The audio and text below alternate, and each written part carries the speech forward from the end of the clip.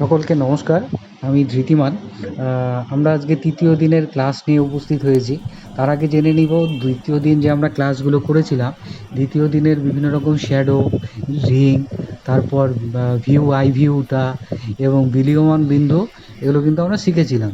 আর পাশাপাশি শিখেছিলাম 7 নম্বর থেকে 12 নম্বর ওর কলামে শ্যাডো, বিভিন্ন রকম শ্যাডো। শ্যাডো মানে হচ্ছে ছায়া। যে কোনো জিনিস আমাদের দেখতে গেলে প্রথমেই আলোর সঙ্গে সঙ্গে ছায়াটাকে আমরা অবজার্ভ করি, বা একটা বস্তুর সঙ্গে পরিচিত। যেমন অন্ধকার ঘরে কিন্তু আমরা কোনো কিছু চিনতে পারি না, যখনই আলোর সূত্রপাত হবে তখনই আমরা একটা ছবি বা বস্তুকে চিনতে পারবো। তো তার পাশাপাশি আমরা শিখেছিলাম নর্মাল স্কেচ, আম, পেঁপে, তারপর হচ্ছে কলা এবং মোমবাতি কী করে আঁকতে হয়, ইজিলি ড্রয়িংগুলো আমরা কিন্তু শিখেছিলাম। তৃতীয় দিনের ক্লাসে আমার বেশি প্রয়োজন হবে যে সমস্ত রুলগুলো, যেহেতু আমরা শ্যাডো করব, 12 নাম্বার পেন্সিলটা মানে 12B, 12B, তারপর হচ্ছে 6B, 8B আর হাইলাইটার পেন। আজকে আমরা তৃতীয় দিন তাহলে স্টার্ট করছি, বেশি কথা না বাড়িয়ে। লক্ষ্য করে দেখুন, প্রথমে আমি একটা ইজি ড্রয়িংগুলো মানে দ্বিতীয় দিনের যে ক্লাসগুলো তার মধ্য থেকে একটা বেছে নিচ্ছি। এখানে আমি একটা কলা আঁকবো। সে কলাটা প্রথমে আমাকে ব্যাকরণটাকে আগে তুলে নিতে হবে। প্রথম একটি গোল করে নিলাম, দ্বিতীয় আরেকটি গোল করে নিলাম। দুটো গোলের মাঝ বরাবর একটি দাগ টেনে দিয়ে পেছন থেকে একটি আবার লাইন ড্র করে নিলাম। আবার সামনের দিকেও একটি লাইন ড্র করে নিলাম, দুটো গোলকে একসঙ্গে মার্জ করে দিলাম। পাশাপাশি ওপরের দিক থেকে কলার যে বোটাটা বা বৃন্তটা হয়, সেই বৃন্তটাকে আঁকার চেষ্টা করছি এখানে। ভালো করে নোটিস করে দেখো, এবং সামন দিকে যে কলার আঁকার দিকটা হয় সেই দিকটা কিন্তু আমরা এখানে নোটিস আঁকার চেষ্টা করছি। এটা হচ্ছে আমার প্রথম ব্যাকরণ, ইজিলি স্কেচ। কিন্তু এই যে দ্বিতীয় ধাপ করতে গেলে আমাকে এই স্টেপগুলো, যেহেতু আমি এখানে রুলে করেছি, এগুলো সবাই প্রত্যেকে তোমরা চেষ্টা করবে হালকা করে করার জন্য। এগুলো ডিপ করে করলে তখন ছবিটা কিন্তু ভালো হবে না। তো তার ফলে আমি মাঝখানের এই ব্যাকরণটা এখন তো আর আমার প্রয়োজন নেই, যেহেতু আমি শ্যাডো করব। তারপর আমি একটা আবার যে মূল ছবিটা, সেই মূল ছবিটাকে স্কেচ দ্বারা ওটাকে পরিপূর্ণ করার চেষ্টা করছি, যেটা ফাইনাল স্কেচ আমার। ফাইনাল স্টেজে আমি কি করছি, সেই আউটলাইনগুলো, যে ছবিটার আউটলাইনগুলো আছে, আউটলাইনগুলো ধরার চেষ্টা করছি। আউটলাইন ভিউটা যখন চলে আসবে, তারপর আমরা কিন্তু ধীরে ধীরে শ্যাডোর দিকে লক্ষ্য করব। তোমরা সবাই নোট করে দেখো, বা খাতা পেন নিয়ে বসে এইভাবেই আঁকার চেষ্টা কিন্তু করবে। এবার সেই লাইন স্কেচের মধ্যে যেগুলো আমার ব্যাকরণগুলো ছিল, সেই ব্যাকরণটাও কিন্তু আমি ভেতর থেকে মুছে দিয়েছি আমার যখন স্কেচিংটা পুরো কমপ্লিট হয়ে গেছে। তো এইটা নর্মালি হালকাভাবেই করার চেষ্টা করবে সবাই। যদি তোমরা হালকাভাবে না করো, তাহলে তোমাদের কি হবে, যে সেই আই ভিউটা অর্থাৎ ওই দাগটা পুনরায় পূর্বের যে দাগটা সেটা কিন্তু ভেসে উঠবে ছবিতে। তো যতটা চেষ্টা করবে যে যতটা সম্ভব হালকা করে ধরা যায়। আর লক্ষ্য করবে যেন রুলের ভিউ পয়েন্টটা তুমি কিন্তু সুন্দরভাবে দেখতে পারো। মাঝ বরাবর আমি আর একটি এবার ফাইনাল টাচে এটা দাগ দিয়ে নিলাম, এবং 6B রুল দ্বারা কি করছি, এখন আমি এটার একটা শ্যাডো দেওয়ার চেষ্টা করছি। যে প্রথম স্তরের যে শ্যাডোগুলো সেটা কিন্তু আমরা দিচ্ছি। এইবার এই শ্যাডোটা কেন দিতে হবে আমি প্রথমে বলে নিই। যে ছবি কাকে বলে সেই ডেফিনেশনটা যদি আমরা জানতে চাই, মানুষের যে শৈল্পিক চিন্তাধারা, সেটাই চিত্রপটের মাধ্যমে ফুটিয়ে তোলাকেই ছবি বলে। তো এই চিন্তাধারাটা, যে আমি যে কোনো জিনিসে আঁকবো, সেটাকে ছবিতে কিন্তু অবশ্যই আলো থাকতে হবে, ছবিতে অবশ্যই কিন্তু ছায়া থাকতে হবে। আলো ছায়া যদি না থাকে, তাহলে সেই বস্তুর সঙ্গে কিন্তু আমরা পরিচিতি ঘটতে পারবো না। যেহেতু আমাদের এটা লাইন স্কেচিং, আমি কি করলাম, এই আউটলাইনটাকে বারবার করে ধরার চেষ্টা করছি, এবং এটাকে যে আমি করছি পুরোপুরি 8B রুল দিয়ে এখন কিন্তু আমি করছি আউটলাইনগুলো। প্রথমে 6B দিয়ে নিয়ে করেছিলাম, তারপর আবার 8B দিয়ে স্টার্ট করেছি। যে ফাইনাল স্কেচিংটা হয়ে যাওয়ার পর যে ডিপ শেডটা, সেই ডিপ শেডটা 8B দিয়ে অনেকটা করে এগিয়ে নিলাম।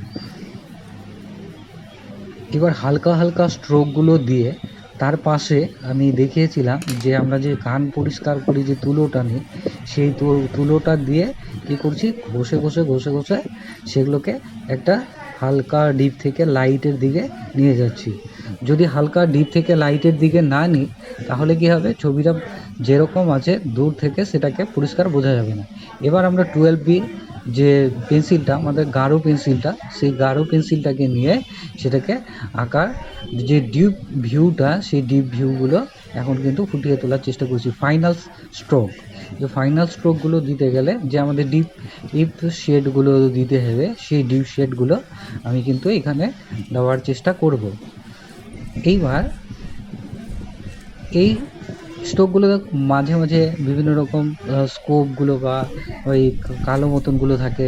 এর পাশাপাশি একটা এই যে ছবিটা পড়েছে, ছবিটা নির্দিষ্ট জায়গায় থাকলে তার একটি কী হবে, যে ছায়াও হবে, সেই ছায়াটাকেও আমরা এখানে দেওয়ার চেষ্টা করব। ছবিটাতে দেখো যে নিচের দিকে, আর অর্থাৎ ছায়া কীভাবে আমরা নির্বাচন করব, আলোর ঠিক যেই দিকে থাকবে আলোর বিপরীত দিকে এখানে কিন্তু ছায়াটা দিতে হবে। এর পাশাপাশি যেদিকে সমতলে, অর্থাৎ এটা তো একটা পটের উপর বা কিছুর উপর রাখা হয়, যে কোনো জিনিসই একটা বস্তুর উপরে থাকবে, তো সেই বস্তুটারও হালকা করে ভিউ মতন আমাদের কিন্তু শেডিং করতে হবে। তোমরা নোট করে দেখো, আমি কিন্তু ছবিটার ঠিক নিচ থেকে এটাকে ডিপ গাঢ় টোন দ্বারা এবং যত দূরে যাচ্ছে ততটা কিন্তু হালকা হালকা করে নিয়ে যাচ্ছি, হালকা হালকা করে নিয়ে যাচ্ছি। এইবার আমি বলেছিলাম যে বিভিন্ন রকম স্ট্রোকগুলো যে ধরতে হবে তোমাদেরকে, স্ট্রোকগুলো কিন্তু অবশ্যই নিতে হবে। ছোট ছোট স্ট্রোক, বড় বড় স্ট্রোক, সেগুলো কিন্তু তোমাদেরকে ভালো করে জানতে হবে আগে। তো আগে যদি তোমরা প্রথমের ক্লাসগুলো না দেখে থাকো তাহলে কিন্তু তোমরা এটা ফট করে নিতে পারবে না। তাই আমি সাজেস্ট করব, যারা প্রথম এই ভিডিওটাকে দেখছো, তোমরা আগে দ্বিতীয় যে ক্লাসটি, দ্বিতীয় দিনের যে ক্লাসটি আছে সেটাকে অবশ্যই তোমরা দেখে নেবে। এইবার আমার এই ভিউটা একটা নির্দিষ্ট পিছনের আমি এখন দিচ্ছি, যেটা হচ্ছে ব্যাকগ্রাউন্ডটা। ব্যাকগ্রাউন্ড কি, যে কোনো জিনিসই একটা থাকার পর পিছনে একটা ব্যাকগ্রাউন্ড হয়। ফরগ্রাউন্ডটা হচ্ছে আমাদের কলা, আর ব্যাকগ্রাউন্ডটা অর্থাৎ পশ্চাৎ দৃশ্য কিন্তু অবশ্যই ছবিতে থাকবে। আমি একটা কটন বা তুলোর সাহায্যে এটাকে কী করছি, সাইডগুলোকে একটা ফিনিশিং দেওয়ার চেষ্টা করছি, ঘষে ঘষে ঘষে ঘষে একটা কী করছি, একটা পেছনে যে কার্বনগুলো, রুলের যে কার্বনগুলো আছে, সেই কার্বনগুলোকে আমরা মিশিয়ে দেওয়ার চেষ্টা করছি, যাতে ছবি ভিউটা খুব সুন্দর আমরা পেতে পারি। ছবির যে ভিউটা সেটা আমরা কিন্তু খুব সুন্দরভাবে পেতে পারি। তো আমি একটা রাবার দ্বারা একটা এর যে উপরিভাগ এবং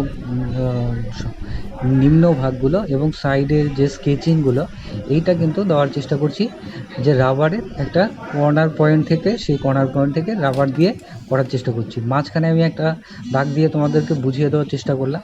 এটা হচ্ছে আমার হাইলাইটার পেন। এই হাইলাইটার পেন দিয়ে যে ধীরে যে একদিকে যে মাঝে মাঝে কিছু উজ্জ্বল আলো, অর্থাৎ হাইলাইট করা ছবিটাকে, সেই হাইলাইটগুলো কিন্তু তোমাদের স্ট্রোক বাই স্ট্রোক তোমাদেরকে দিয়ে নিতে হবে। যদি এই হাইলাইটগুলো না দাও তাহলে ছবিটাকে তোমার যে একদিকে দেখবে যে চিকন আলো যদি না আসে প্রতিচ্ছবিতে, তো ছবিটা তোমরা একটা রুলকে যদি সামনে রাখো, দেখবে যে আলো যেই দিকে আসছে একটা চিকন সাদা অংশ তোমাদের বেরিয়ে আসবে। তো সেইটাই আমি এখানে দেওয়ার চেষ্টা করছি মাত্র।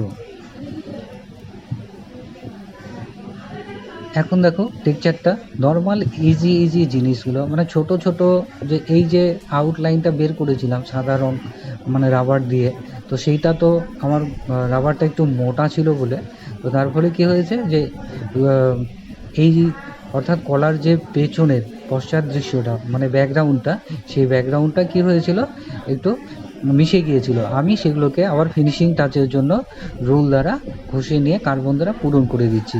আবার এটাকেও একটা কটনের সাহায্যে সেটাকে আমি কি করব, মুছে দিয়ে একদম ফাইনাল যে আমাদের ভিউ সেটাকে নিয়ে আসার চেষ্টা করব। লক্ষ্য করে দেখো আমি কিভাবে স্ট্রোকগুলো নিচ্ছি এবং করার চেষ্টা করছি। তোমরা কিন্তু বারবার করে বলছি, যখন এই ভিডিওটা দেখবে চেষ্টা করবে যে খাতা পেন নিয়ে দেখার জন্য, তাহলে কি তোমরা সঙ্গে সঙ্গে সেটাকে করে নিতে পারবে।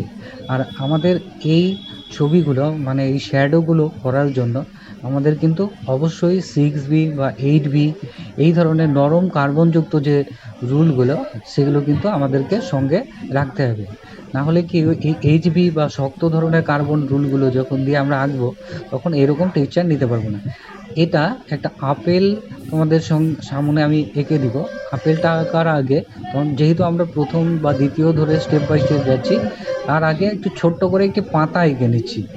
পাতাটা তুমি লক্ষ্য করে দেখো যে আমি কেন আপেলটা পরে আঁকছি, তার আগে একটা পাতা আঁকার চেষ্টা করছি। এই কারণে হচ্ছে পাতাটা খুব ইজি হবে। যারা নতুন শিখছো বা প্রথম আঁকা শিখছো তো তাদের জন্য এটা বেশি প্রয়োজন যে একটা পাতা কী করে আঁকতে হয়। তাহলে সেই পাতাটা আমি এঁকে নিলাম। এই ব্যাস, এই তো পাতাটা আঁকা হয়ে গেল। এবার একটা গোল তোমাদের সামনে দিয়ে দিচ্ছি। গোলটা দিয়ে দেওয়ার পর নিচে আরেকটা একটু ফাঁকে একটা স্ট্রেট লাইন দিয়ে রাখলাম। এইবার আউটলাইন ভিউটাকে বের করবার জন্য সেই গোলের উপরিভাগ থেকে আমি নিচের দিকে নিয়ে চলে আসলাম, নিয়ে এসে এখানে সেটাকে লাগিয়ে দিচ্ছি। ভালো করে নোট করে দেখো যে আপেলের নিচের পোর্শনটা আমরা এরকমই হয়। তো এটাকে আমি আর শ্যাডো করে দেখাচ্ছি না, যেহেতু আমি গলাটা তোমাদেরকে এখানে দেখালাম। তো তোমাদেরকে এটাকে তুমি চাইলে আরেকবার এই ব্যাকরণটা তো মুছে নিতেই হবে। নেওয়ার পাশাপাশি তোমাকে কি করতে হবে যে এটার একটা দাগগুলো স্ট্রোক মানে মাঝখানে যে আমরা বক্সগুলো করেছিলাম, যে দেখিয়েছিলাম দ্বিতীয় দিনের ক্লাসে, যে চার কোণা কতগুলো, যেগুলো রুল হচ্ছে দাবা খেলার যে বক্সগুলো স্টেপ বাই স্টেপ, সেরকম আমরা এখানে কিন্তু করে রাখবো। করে নিলে কি হবে, এই যে এরকম লক্ষ্য করে দেখো আমি কি করছি, স্টেপ বাই স্টেপ একটি করে দাগ দিয়ে নিচ্ছি। তাহলে এই দাগগুলো আমি এই কারণেই দিব যে যখন আমি এটাকে এই তোমার হচ্ছে এর নিচে শ্যাডো দিয়ে দিলাম, শ্যাডোটা তার মানে আলোটা আমার অপোজিটে আসবে। তোমরা কিন্তু অবশ্যই ছবিটা বাড়িতে আঁকবে, এঁকে আমাদের এখানে তুমি কিন্তু আপলোড করতে পারো বা নিজের কাছেও রাখতে পারো, বা তুমি আমাকে কমেন্ট করে জানাবে যে এটা কিন্তু যে আমি এঁকেছি, এটা হোমওয়ার্ক বলতে পারো বা এটাই আমাদের কাজ থাকলো। Thank you for watching my video.